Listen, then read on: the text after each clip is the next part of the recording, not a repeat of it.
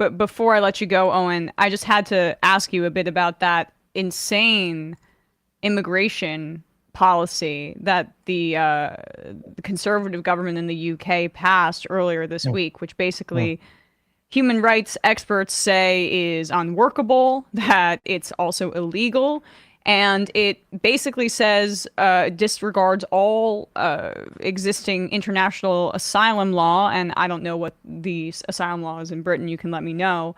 I would imagine asylum law there as well.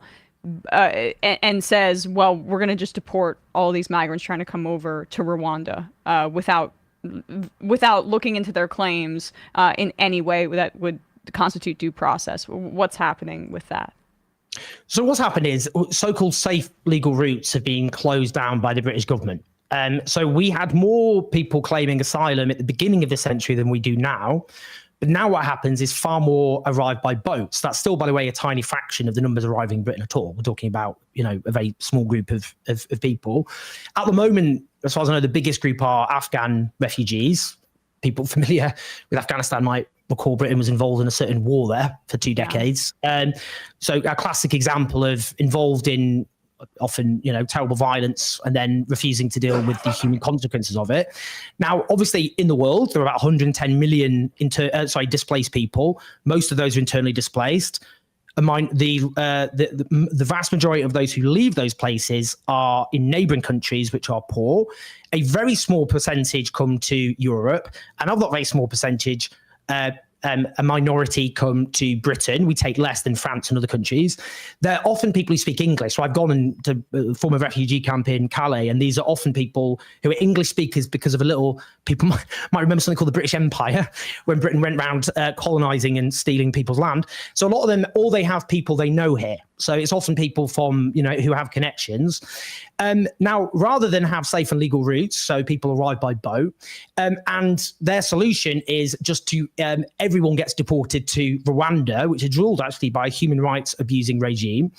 Now, that was actually shut down by the Supreme Court here on the grounds that the government couldn't guarantee the safety of migrants and refugees when they arrive in Rwanda. And the court upheld that this was unlawful. They pointed to Rwanda's bad human rights record.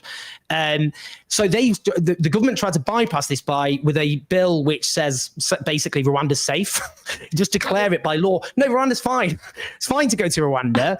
Now, this would mean, so if someone arrives here and all their family have been murdered in front of them and they've been tortured and raped, they get deported. So there's no case by asylum case process, right? No, exactly. Now it is performative cruelty because only a tiny number would ever go to Rwanda anyway.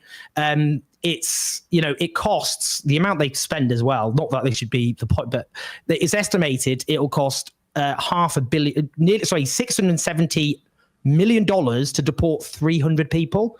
So that's £2 million per person.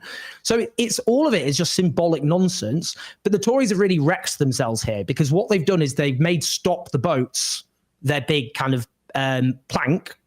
But the boats are just going to keep coming. Because they lost with the trans stuff now. This is the new it's people to hate. But because the Tories have wrecked the country, but this country's a mess. So obviously you go, well, the health service is collapsing, living standards are worse than they were in 2008. The infrastructure is falling apart. This country is a real mess. So they're foreigners.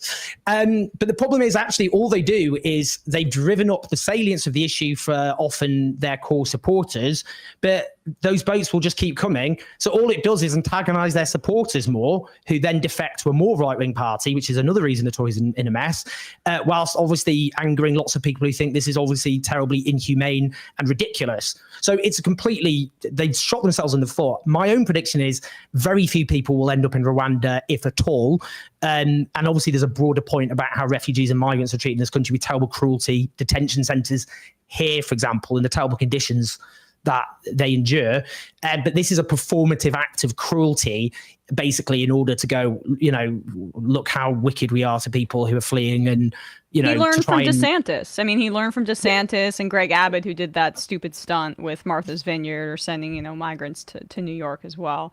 This is the new frontier, I think, of far right politics, as we were kind of saying at the beginning, to wrap a bow on this. Heavily militarized borders, trying to keep the hordes of people of either black people, migrants, Arab people out of the country, Muslim people in this country, Latino people, and distracting from deregulation and far right austerity politics while doing so. So that's what we're up against, folks.